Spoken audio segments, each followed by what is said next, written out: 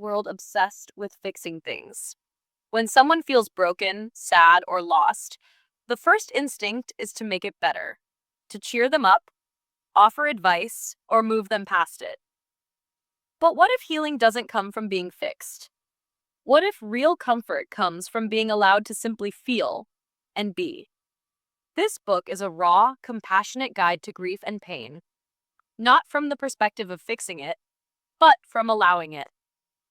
It argues that grief is not a problem to solve, but an experience to carry, and that real support often looks like standing beside someone in their darkness, not trying to drag them into the light. In a society that rushes us to move on, be positive, and get over it, this book offers something rare: validation. Permission to hurt. Permission to not be okay. At its heart, the book challenges the cultural discomfort around pain. From the moment tragedy strikes, whether it's the death of a loved one, a devastating loss, or deep emotional trauma, people around us begin to urge movement. Stay strong. Everything happens for a reason. At least they're in a better place. These phrases are often said with good intentions, but they miss the truth. Sometimes, things just hurt. And trying to cover that hurt with positivity can make a grieving person feel more alone. The book explains that grief has no timeline. The modern world often treats grief as a temporary phase with a finish line, something to get through so you can return to your normal life. But there is no going back. Loss changes you, and there is no version of the future that doesn't include that change. Grief is not linear, and it doesn't look the same for everyone. It is a shapeshifter. Some days soft and quiet, others heavy and suffocating. The key is not to overcome it, but to learn how to live with it. One of the most powerful messages in the book is that your grief is yours. It doesn't need to be justified or compared. You don't need to meet a certain standard of acceptable that grief to be validated. Whether your loss is recognized by others or not, whether it was recent or decades old, it is real. And you have the right to feel it in your own way and your own time. The pain may never fully go away. And that's okay.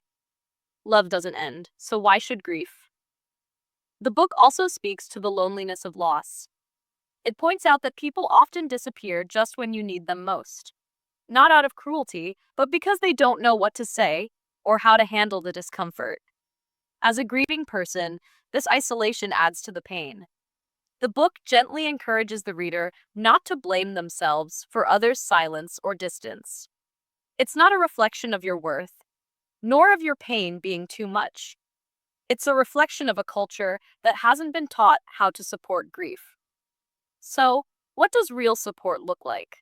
According to the book, it's not about fixing, advising, or encouraging someone to move on. Real support is presence. It's sitting with someone in their pain.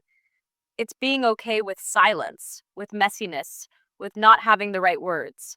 It's saying, I'm here, and meaning it. Grief doesn't need solutions, it needs witnesses. The most healing thing we can offer is companionship in the pain. Self-compassion is another crucial thread throughout the book.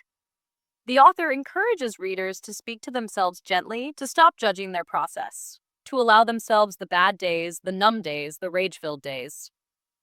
Healing is not linear, and it often looks nothing like what others expect. It's okay to still cry after years. It's okay to laugh on a hard day. It's okay to not know how to feel. There is no right way to grieve, only your way. Importantly, the book dismantles the myth of closure. We are often told that closure is the goal, a neat ending to grief. But the truth is, some losses never close. They become a part of who you are. You learn to carry them, to make space for them, to grow around them. This doesn't mean you're broken forever. It means you're living honestly. It's okay to have a piece of you that never fully heals. That space holds the love, the memories, and the meaning of what you lost. The book also touches on anger, guilt, and all the complex emotions that grief brings. Many people feel guilty for things said or unsaid, for surviving, for not feeling devastated all the time, or for feeling it too deeply. Others feel angry, at the world, at fate, at God, or even at the person they lost. These emotions are normal. They are part of the grieving landscape. There is no need to judge them, just to let them exist and pass as they need to. In the later parts, the book offers guidance on how to begin rebuilding life around grief. It doesn't promise healing in the traditional sense, but it offers hope, the possibility of meaning, of reconnection, of soft moments amid the sorrow. It invites you to create rituals, to honor the memory of what was lost, to find beauty in the scars.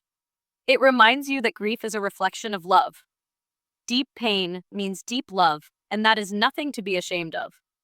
Most importantly, the book encourages honesty, to stop pretending you're okay when you're not, to speak your truth, even when it's uncomfortable, to stop minimizing your pain for the comfort of others.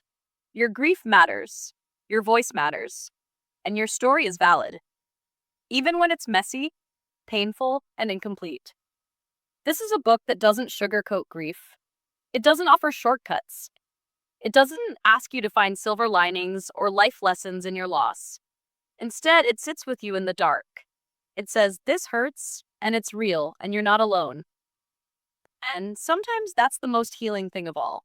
In a world that tries to move fast, fix emotions, and wrap pain in positivity, this book offers something radical: permission to feel, permission to grieve, permission to not be okay. And in that permission, there is peace.